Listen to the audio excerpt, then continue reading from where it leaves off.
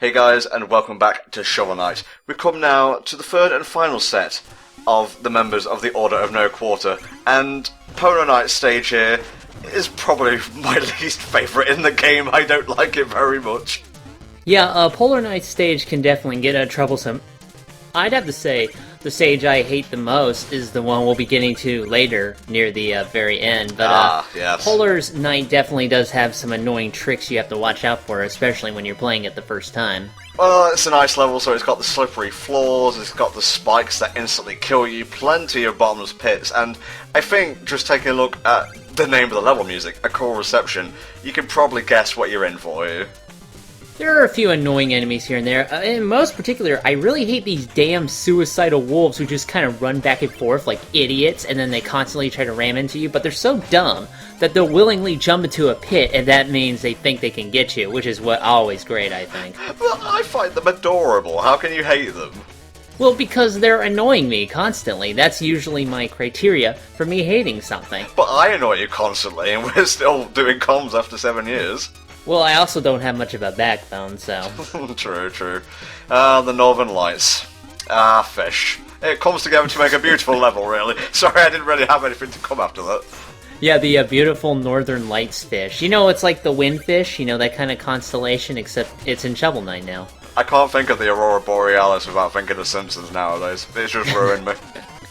Yeah, there's no steamed hams here, unfortunately. The steamed shovels, rather. Still, and let me say this is a cool level to begin with, get that out of the way, but I do like the backdrop in that, you know, you're kind of going through like a, you know, an ancient abandoned kind of ship, or it is a ship, right? Yeah, the level is called Stranded Ship. Yeah, okay, there you go. See, it's a really cool, okay, again, I'm gonna have to use this word accidentally. 2 so far. Yeah, it's a nice backdrop for what you're doing, and it provides an interesting contrast to the typical kind of ice tropes we tend to encounter. Yeah, it deals more with, like, Vikings and stuff than anything else. Yeah, Polar Knight in particular, very Viking-inspired. You know, actually, like, you could even see, all the bosses usually have their faces completely obscured. With Polar Knight, you actually do see his, like, nose and mouth, but that's, like, the closest you get to seeing, like, his full face. So I guess we take what we can. Let me take a little look at my notes here. We're a bit a ways from the big guy himself, but shall I read his boss bio? You may. This is Polar Knight, the saber-toothed Shovel Knight's Wolverine. He's guarding a stranded ship in the frozen south. Titanic and terrible, he is the largest and most brutish of the Order of No Quarter. Sometime in the past, Shovel Knight and Polar Knight have crossed shovels before. Pros: wields snow shovel, doesn't feel cold, but is quite considerate. Cons: annoying laugh. In brackets, it's like water torture. Which is weird because he doesn't actually laugh at all in this game. Yeah, that's the joke, I think. I'm not entirely sure where these boss bios come from. There must be some kind of officially released material, but the Shovel Knight wiki is sure as shit ain't sourcing. It's probably with something on, like, the official website or something like that. I would imagine that's where they would come from. Oh, this fucking thing. Oh boy, yeah. Do you want to explain how this works? Basically what you have to do is, it floats up and down. It sinks based on your weight. You have to knock it around so it creates rainbow paths for you to walk on. You use this to navigate some pits. This thing comes back in major full force near the end of the game, so you might as well get used to it now. Yes, and I didn't like it there, and I especially did not like it in Plague of Shadows, but more of which in that campaign, I suppose. I don't know, in Plague of Shadows, I actually did not have as much trouble with this particular platforming kind of stuff with this, you know, floating device here, as I did with Shovel Knight. So, I don't know, your mileage may vary. Well, I was a newbie at the time, and you've had much more experience with the game than I have, so... Well, that's true. I mean, this is really the only kind of first time you kind of went through the game, because I know I did beat it before you did. Yeah.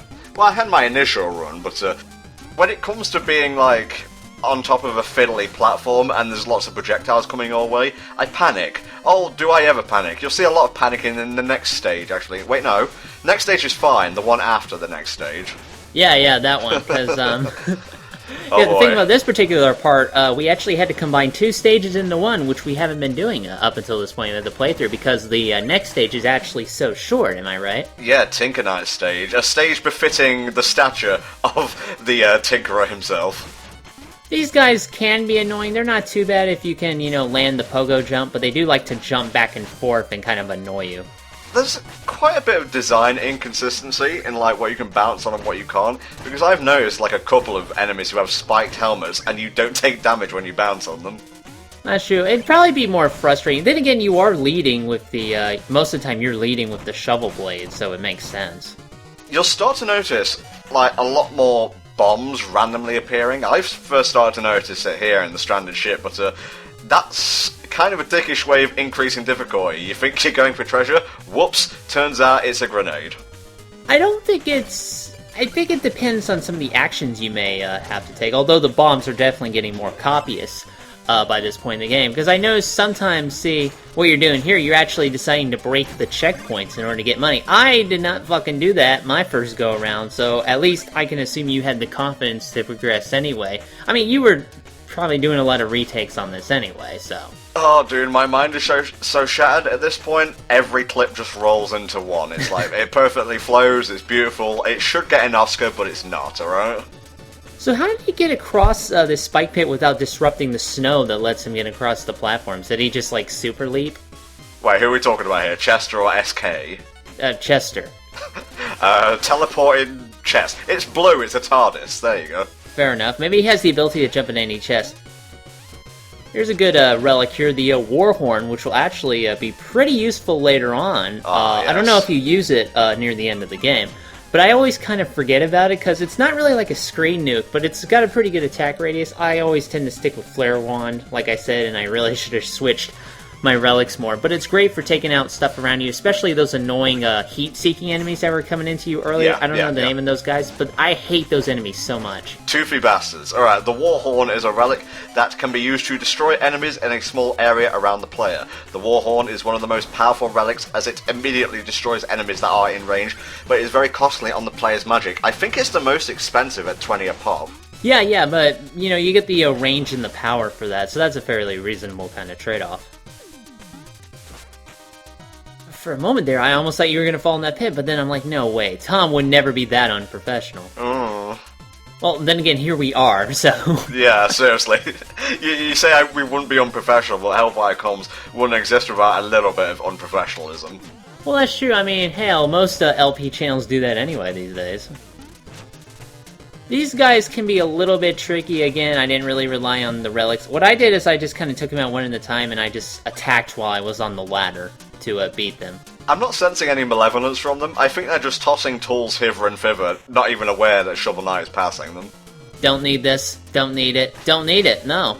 I'm looking for the perfect hammer, and by God if I can't find it. Well, you gotta be some kind of terrible enemy to design yourself with a gigantic weak point like that. Hey, he didn't ask to have a balloon on his chin, okay? Not sure, that's probably some kind of frog thing. You know, like how they can kind of distend their throat for some particular purpose, probably to rivet or whatever. I think that's one of my least favourite words, is distend. Distend? I need to think of more words that you don't like. I think the word I hate the most is... I'm sorry? Real job? No, I have one of those now. No, that's one of my least favourite. No, I'm just kidding. Oh, you silly, stupid wolves. Look at you, bouncing back and forth. They're so dumb. They're like, where does he go? Where'd he go? Where'd he go? Is he back there? Is he back there? Who's going for a ride? I'm going for a ride. Jesus Christ. I'm so glad that makes you invincible while that thing was dive bombing, otherwise that would have been really annoying. Oh boy. Break out the phase locket, take the scrubs way out. Believe me, you don't want to die on these spikes. I did this the slow way, though, because I am, well, not really OP, I'm more like P. I'm powered. You know, I have the power, I suppose. Yeah, you are certainly P, alright. Although, I have to say, you constantly bringing up the flare rod kind of distinguishes, like, your style from my style. I'm very, like, tanking heavy. I will go after them with the most powerful things, and it's basically a war of attrition. If they die before me, great. If not, retake. Yeah, and I tend to be more defensive, long range, that kind of thing. Huh. That terrible laugh. I'm cringing right now.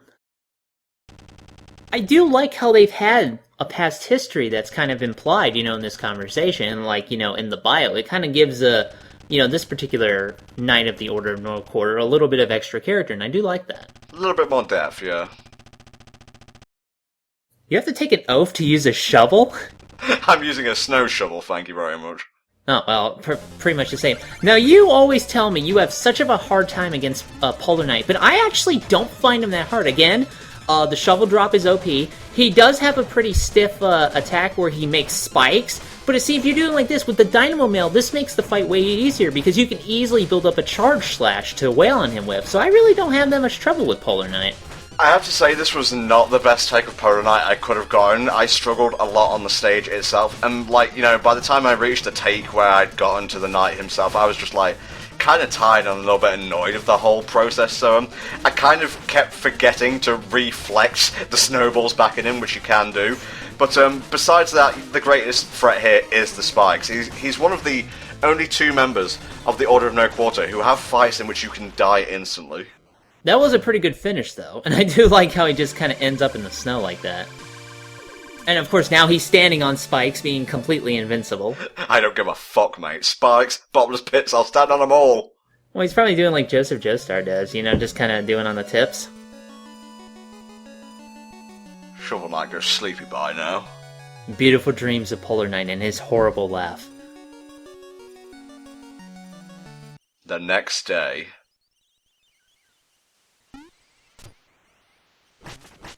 Alright, treasure get, moving on. Well, I'm glad somebody always puts treasure underneath those fires when you dig them up. You know, treasure is very abundant in this game, I noticed. You guys can stay bopping about over there, we'll get to you. You'll have your own unique part, don't worry about it. But first we have to give illicit music back to the bard in town. This is probably... Is this kind of like illegally downloading it, in a sense? Although the OST for this game and Plague of Shadows is freely available to stream online. It's a very anonymous fee to get it yourself. So if you like it, you know, I like it. I've often considered about buying it, but I haven't, of course. Are you being paid to advertise this thing, ironically? No. I like I said, I legitimately like this game, believe it or not, so...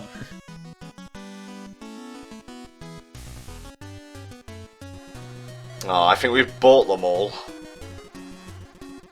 Oh, you're an asshole. He provided us with cheap ways to extend our health, and you go and call him an asshole. That's not cool. Yes, but when we fought particular bosses and beat them, we got some meal tickets for free. Free is a much more nominal fee than having a fee. I'm guessing nominal is one of your favourite words. Well, I might as well bust it out, you know, bust out some good words. Right? See, his horrible laugh makes people cringe. I'm just trying to one-up myself on that fake laugh every single time. I thought you were going to do like a Mandark laugh. Oh, you know, you can break that wall. Yes, I know. Okay. Second time you mentioned that as well. We'll get it, don't worry. Just saying. I'm really surprised this doesn't kill him. See, he should be dead. He's wearing armor. Anything is possible. It'd be funny if you died, but if you had Final Guard, you only lost half your money. I don't know why I bothered to get on the catapult at all, really. It was longer to go this way around. No, don't dance. Never dance. Once was enough. So, you bleed red, blue, and yellow. What's this green shit? Oh, no, that's actually a wound. Don't drink that. I wouldn't recommend it. Do not drink of the Trowel wound.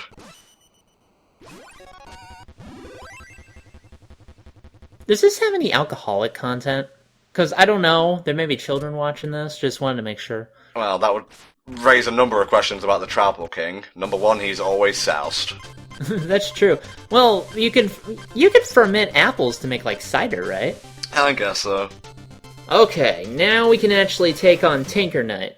Oh, this is one of my favourite stages in the game, and actually one of my favourite members of the Order of No Quarter. It's Castlevania as fuck, with a little bit of Metal Man stage thrown in. Oh, yeah, like, I really like this stage, too, and like you were mentioning about Tinker Knight, we'll talk more about that when we get to his fight, but he actually has a really kind of interesting gimmick that sort of sets him apart from the other ones. But this stage, again, you know, the usual things you have to deal with, the pits, the spikes, those are pretty much always going to be the compound problems. These rats can be really annoying in particular, and they also have the requisite, you know, treadmills that go back and forth, but I never really had that much of a problem with them, so again, your mileage may vary. I just love all the gears moving about in the background. I suppose every game like this sort of needs a level like this. Like you said, it's Castlevania, so we gotta have some sort of reference to the clock tower or whatever.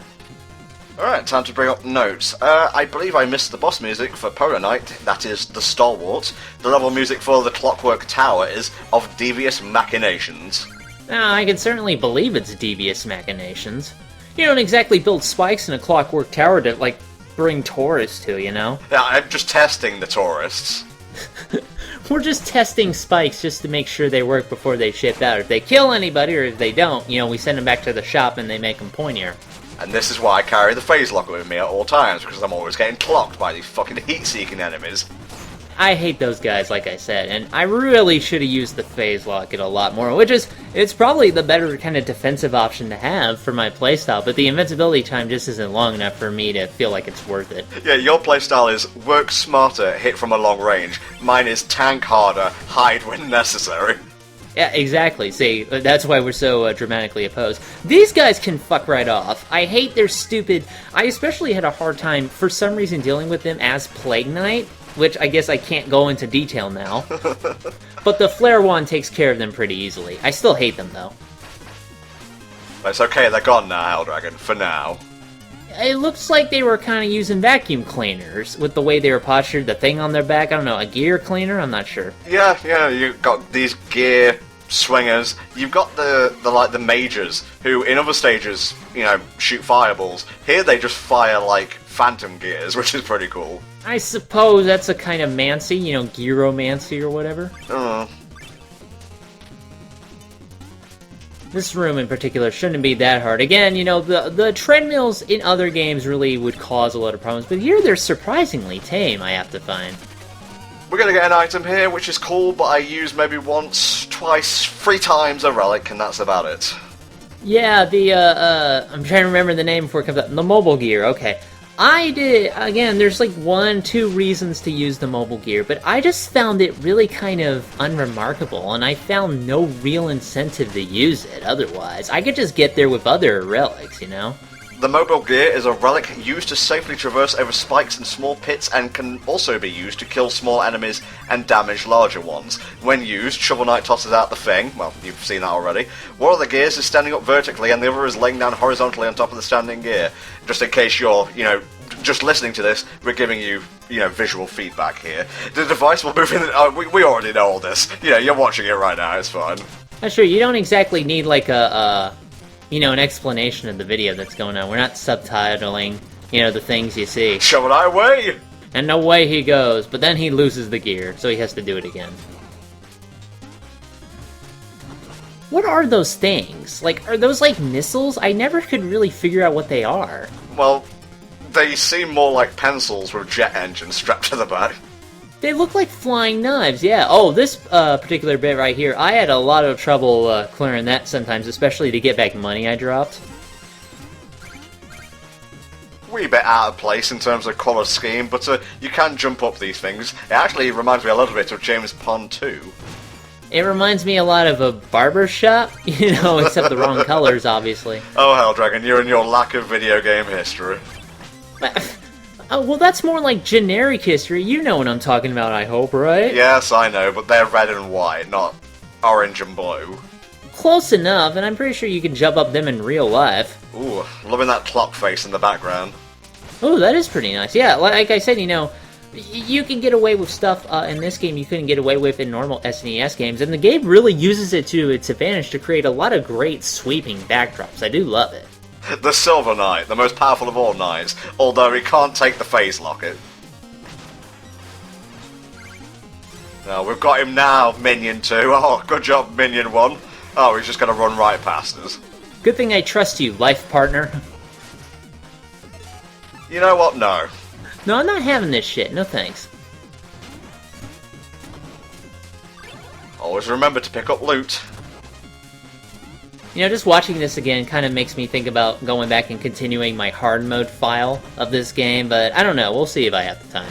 Right, is that a New Game Plus file? Yeah. When you beat the game, you can play it again, obviously. You keep all of your stuff, but there are less checkpoints. You take more damage. It's generally harder in that typical, more difficulty way. There you go. Sorry, I'm just thinking back to the Game Grumps run.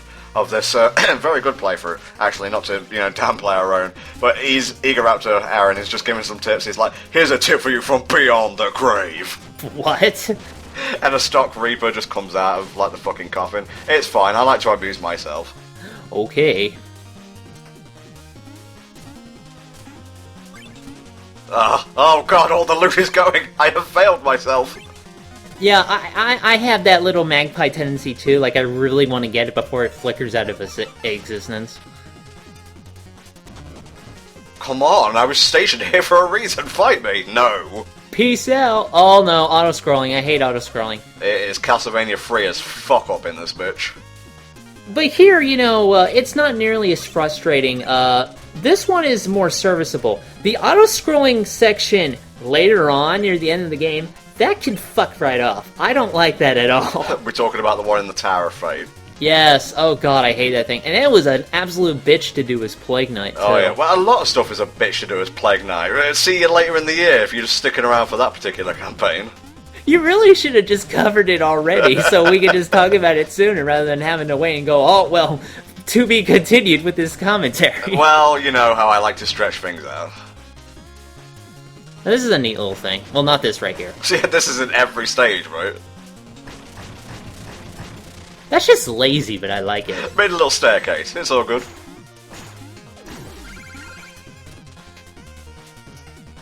Tinker Knight. Some knights love rushing into the glory of battle, ready to crush skulls of their enemies. Tinker Knight is not one of those knights. He does his fighting before the battle begins, labouring on diabolical devices that do his work for him. The wrench is the tool of his trade, doubling as an engineering device and a melee weapon. Some are quick to dismiss Tinker Knight's lethality, usually just before falling victim to one of his mechanical monstrosities. I, however, used the mobile gear and kill him in one hit. But that's not the entire fight, of course. Oh my god! It's so good! Look at Yeah, this I shit. have to say, this is a really kind of a cool way to do this particular fight, and it totally would fit this guy's character, so this is actually a pretty fun fight. Oh, but if you let him, like, get going in the first phase, he'll just throw a tantrum and start, like, chucking tons of wrenches hither and thither. Not in my wildest dreams would I have ever believed that this little guy would bust out a fucking Gundam. It's amazing, and it's just, he throws a lot of interesting shit at you. The strategy, of course, is you have to get up top and hit him, but he throws, like, balls and missiles your way to make this easier. What I like to do is, I don't like to spam the phase lock. I like to sort of maneuver myself in the air in a sort of question mark shape as I'm jumping on his head to avoid the missile that shoots up, but that takes skill, and I don't have that. Well, what are you trying to say? I'm trying to insult myself. I can insult you, we can start that right now. Oh, your very existence insults me, it's fine. But no, this is just a sick boss battle. I may be taking missiles to the face, but I'm having a good time while doing so. It's so good, it hurts so good, rather. Of course, me being a fool, I'm not particularly good at jumping on the balls to actually get back up to his head, but I'll definitely do that next time I fight this guy. The pros of Tinker Knight: gregarious demeanour, hard worker. Cons: rough hands, works long hours, always out to prove himself. Well, at least he has a work ethic, and I respect that. Indeed. Boss music in phase 1, the Schemer. Second phase, the Destroyer. I believe it, yeah. All that destruction, didn't even get a meal ticket. Do they have, like, diet mead? Like, what if you need mead after you conquer an enemy, but you're watching your weight? It's just an extremely watered down mead. Yeah, probably. That was a good part. Good job, me. Sort of thanks to Helldragon, I guess. Hey. Okay, guys. We'll see you next time when we take on the final member of the Order of No Quarter, Propeller Knight. See you then.